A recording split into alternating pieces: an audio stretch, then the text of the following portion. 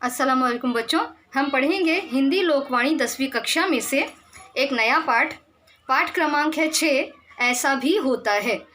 ये एक तरह से पठनार्थ है। पठनार्थ का मतलब होता है पाठ का अर्थ, जिसे लिखा है अभिषेक जैन ने। परिचय: अभिषेक जैन जी ने कविता, कहानी, निबंध आदि विविध विधाओं में लेखन किया है। अनुभवों पर आधारित आपकी रचनाएं विविध पत्र पत्रिकाओं में नियमित छपती रहती हैं। पद्य संबंधी बताया है। हाइकू मूलतः जापान की लोकप्रिय विधा है। इसे विश्व की सबसे छोटी कविता कहा जाता है। 5वें दशक से हिंदी साहित्य ने खुले मन से हाइकू को स्वीकार किया है। हाइकू कविता 5+7+5 = 17 वर्ण के ढांचे में लिखी जाती है। प्रस्तुत विभिन्न हाइकुओं के माध्यम से कवि ने गरीबी, थकान, वृक्षों के काटने के दुष्परिणाम, अनावश्यक अहम, वृद्धाश्रम के दर्द, संस्कारों के अभाव आदि विविध विषयों पर प्रकाश डाला है। तो बच्चों, हम पढ़ते हैं। ये एक तरह से हाइकू एक पोयम का फॉर्म है, पद्य का फॉर्म, कविता का फॉर्म है, जिसे हाइकू कहा जाता है। तो जापान में ये जापान से ये प्रेरित होकर अब हिंदी में भी लिखी जा रही है। हमारे लिए अभिषेक जैन जी ने हाइकू लिखा है। तो हाइकू में वो क्या बता रहे हैं, अब हम पढ़ते हैं। पद्य क्रमांक 6 ऐसा भी होता है। अभिषेक जैन। गरजे मेघ, सहम कर कांपी कच्ची दीवार। बस ये छोटा सा स्टैंजा है और इसके ज़रिए, इसके माध्यम से कवि यह संदेश हमको देना चाहते हैं कि जब जब मेघ गरजता है, सहम कर कांप जाती है कौन? कच्ची दीवार। तो कच्ची दीवार मेघ के गरजने से इसलिए कांप जाती है क्योंकि उसे डर होता है कि अभी बहुत ज़ोर से बारिश होगी और मैं उस बारिश की चपेट में आकर ढह जाऊंगी। तो ये एक छोटा सा संदेश जो मेघ और दीवार के माध्यम से कवि ने हमको दिया है। दूसरा छंद: रवि चढ़ाए निर्मल किरणों से धरा को अधर्य। रवि मतलब सूरज। रवि चढ़ाए, क्या चढ़ाए? निर्मल किरणों से। निर्मल किरणें चढ़ाए। किसे चढ़ाए? धरा को अधर्य। धरा मतलब ज़मीन और अधर्य का मतलब हम जिसे कुछ अर्पण करना चाहते हैं। जैसे भगवान के चरणों में फूल अर्पण किया जाता है, या कोई वस्तु अर्पण की जाती है, या पैसा अर्पण किया जाता है। तो अर्पण करने योग्य वस्तुएं, यहाँ पर रवि चढ़ाए धरा को निर्मल किरणें। ठीक है, अधर्य निर्मल किरणें मतलब धरा पर रवि यानी सूरज अपनी पूरी किरणों को फैला देता है। नेक्स्ट स्टेंजा: आके पसरी थकी हारी किरण धरा की गोद। अब यहाँ पर एक दूसरी सिचुएशन बताई है। पहली सिचुएशन में क्या बताया है? सूरज उग रहा है और वो धरा को अपनी अधर्य किरणें धरा पर फैला रहा है। अब दूसरी सिचुएशन, दूसरा दृश्य क्या है? आके पसरी थकी हारी किरण धरा की गोद में। आके पसर गई, आके लेट गई। कौन लेट गई? थकी हारी किरणें। किसकी किरणें? सूरज की।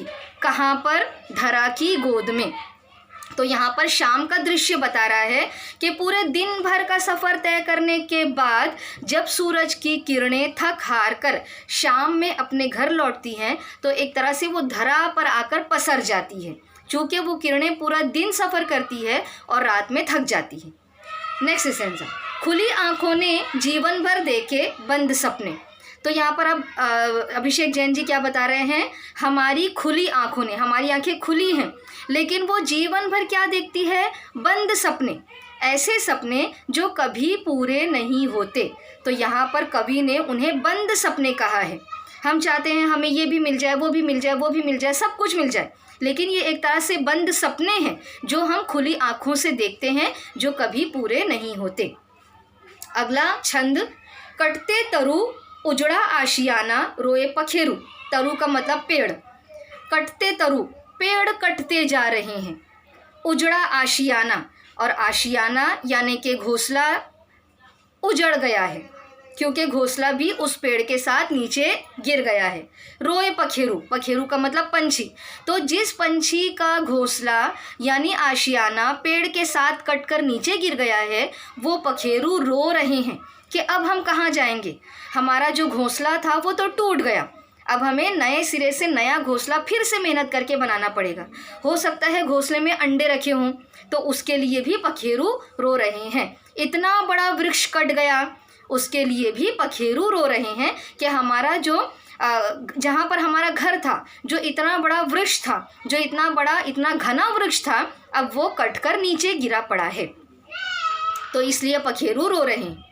बच्चे पतंग माँ बाप थामे डोर छूते गगन। तो यहाँ पर बच्चों को क्या बोला है, पतंग बताया है।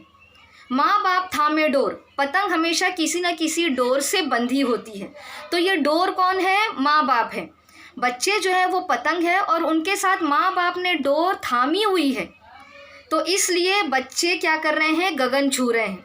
बच्चे को एक तरह से ये आस है, बच्चों को ये विश्वास है कि हम कभी भी नीचे नहीं गिरेंगे, क्योंकि हमारे माँ बाप डोर की सूरत में हमारे साथ जुड़े हुए हैं, जो कभी भी हमें नीचे गिरने नहीं देंगे। तो इसीलिए बच्चे क्या कर रहे हैं, गगन छू रहे हैं, बहुत खुश हैं, ठीक है, बहुत तरक्की कर रहे हैं, क्योंकि उनके साथ उनके माँ बाप का आशीर्वाद है।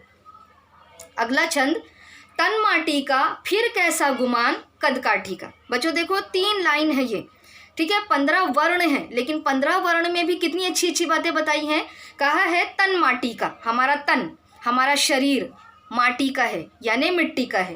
फिर कैसा गुमान कद काठी का, मतलब फिर मनुष्य किस पर इतना गर्व कर रहा है, फिर मनुष्य किस पर इतना गुमान कर रहा है, ठीक है, कितना इस पर किस बात पर इतना अहम है, ठीक है, उसे किस बात का गुरूर है, क्योंकि एक दिन तो ये जो तन माटी का है वो माटी में ही मिल जाएगा, हम मिट्टी ही हो जाएंगे। तो हमें आखिर किस बात का घमंड है, किस बात का गुरूर है, किस बात का गुमान है।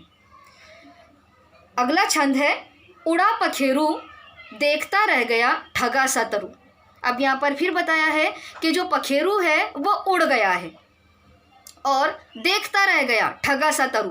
जो तरु यानी पेड़ है वो तो परिंदे को देखता ही रह गया कि परिंदा कैसे उड़ गया, क्योंकि उसे ये मालूम था कि पखेरू का घोंसला मेरे अंदर है, पेड़ के ऊपर है, तो अपने घोंसले को छोड़कर, अपने घर को छोड़कर पखेरू क्यों उड़ गया। अब यहाँ पर ये वृक्ष समझने से कासिर है, समझ नहीं पा रहा है कि जो पखेरू उड़ गया है वो तो और ज़्यादा उन्नति करने के लिए उड़ा है, वो और ज़्यादा आसमान की गगन की गहराई मापने के लिए उड़ गया है। तो यहाँ पर जो तरु यानी पेड़ है वो ठगा सा उसे देखता रह गया कि आखिर पखेरू क्यों उड़ गया, ठीक है। अब अगला छंद, डाकिया चला बांटने सुख दुख भर के झोला। डाकिया जो होता है वो डाकखाने में काम करता है, लोगों की चिट्ठी पत्री मनी ऑर्डर तार सब लोगों के घरों में पहुंचाता है। तो यहाँ पर डाकिया को सिंबल बनाकर, डाकिया को एक निशानी के तौर पर इस्तेमाल किया गया है। कवि क्या कह रहे हैं, डाकिया चला, डाकिया अपने साथ लेकर चलता है, क्या, बांटने सुख दुख भर के झोला, उसका झोला यानी उसके थैले में सुख की भी चिट्ठियां हैं, दुख की भी चिट्ठियां हैं, तो अपना झोला भर के वो लोगों के लिए सुख और दुख बांटने के लिए निकल गया है। अगला छंद, मैया की आई वृद्धाश्रम से चिट्ठी कैसे हो बेटा। मैया की आई, माँ की आई, वृद्धाश्रम, वृद्धाश्रम का मतलब होता है ओल्ड एज होम, जहाँ पर बूढ़े लोगों को रखा जाता है। तो उस बूढ़े लोगों को रखा जाने वाला जो वृद्धाश्रम है, वहाँ पर एक माँ है जो अपने बेटे को चिट्ठी लिख रही है, और चिट्ठी जब बेटे के पास पहुँचती है तो उसमें सबसे पहले लिखा हुआ होता है कैसे हो बेटा। मतलब बेटे को इतनी भी फुर्सत नहीं है कि वो जाकर अपनी माँ से मिले, तो अपने बेटे की खैरियत पता करने के लिए माँ खुद चिट्ठी लिख रही है कि बेटा तुम अच्छे तो हो, तुम्हारी तबीयत तो ठीक है, ठीक है। तो यहाँ पर एक वृद्धाश्रम का जो दर्द है, जो कर्ब है, ठीक है, वो बताया गया है। और अपना आखिरी छंद है, हो गई चोरी संस्कारों की तिजोरी लुट गया मैं। यहाँ पर कवि कह रहे हैं चोरी हो गई, चोरी हो गई संस्कारों की तिजोरी की। मतलब हमारे पास जो अच्छे संस्कार थे, वो संस्कार जिस तिजोरी में रखे हुए थे, वो तिजोरी अब चोरी हो गई है। कोई उसे चुरा कर ले गया है, लुट गया मैं। मतलब अब यहाँ पर ये नौजवान नस्ल की तरफ इशारा है। जो आजकल के नौजवान लड़के और लड़कियाँ हैं, अपने संस्कारों को भूलते चले जा रहे हैं। तो उसी बात की तरफ यहाँ पर कवि अभिषेक जैन जी एक इशारा दे रहे हैं, संकेत दे रहे हैं कि हमारे अब जो पहले के संस्कार थे, वो संस्कार लुप्त होते जा रहे हैं, ख़त्म होते जा रही हैं। हमारी वो संस्कारों की तिजोरी है, वो चोरी हो गई है और अब तो मैं लुट गया, अब तो मैं बर्बाद हो गया, क्योंकि मेरे जो आने वाले नस्लें हैं, बेटा बेटी हैं, उनके पास वो संस्कार अब नहीं हैं। तो इस तरह से हाइकू के माध्यम से अभिषेक जैन जी ने बहुत सारी यहाँ पर दृश्य बताया है, मंजरकशी की है। यहाँ पर थकान, गरीबी, वृक्षों के कटने के जो दुष्परिणाम होते हैं, वृद्ध जो माँ है अपने बेटे को वृद्धाश्रम से पत्र लिखकर उसकी खैरियत पूछ रही है। संस्कारों का अभाव हो गया है, संस्कार ख़त्म होते जा रहे हैं, बच्चे बिगड़ते जा रहे हैं। तो इन तमाम के माध्यम से ऐसा भी होता है, अभिषेक जैन जी ने इस कविता को लिखा है। बच्चों, मुझे उम्मीद है आपको ये कविता समझ में आई होगी। अगर आपको पसंद आई है, समझ में आई है, तो इसे दूसरे लोगों के साथ भी शेयर कीजिए। आपकी जो क्वेरीज़ है मुझे कमेंट्स बॉक्स में लिखिए, इंशाल्लाह उसका जवाब देने की कोशिश करूँगी। मेरे चैनल को सब्सक्राइब कीजिए। अपना बहुत ज़्यादा ख्याल रखिए और दुआ में मुझे भी याद रखिए। मुझे सुनने का बहुत बहुत शुक्रिया। मिलते हैं अगले वीडियो में एक नए पार्ट के साथ, जो है राजेंद्र प्रसाद बाबू पर, जो हमारे मुल्क के पहले वज़ीर आज़म थे, राष्ट्रपति थे। तो हम लोग पढ़ेंगे अगले वीडियो में उन्हीं के बारे में। तब तक के लिए अपना बहुत ज़्यादा ख्याल रखिए। खुदा हाफिज़।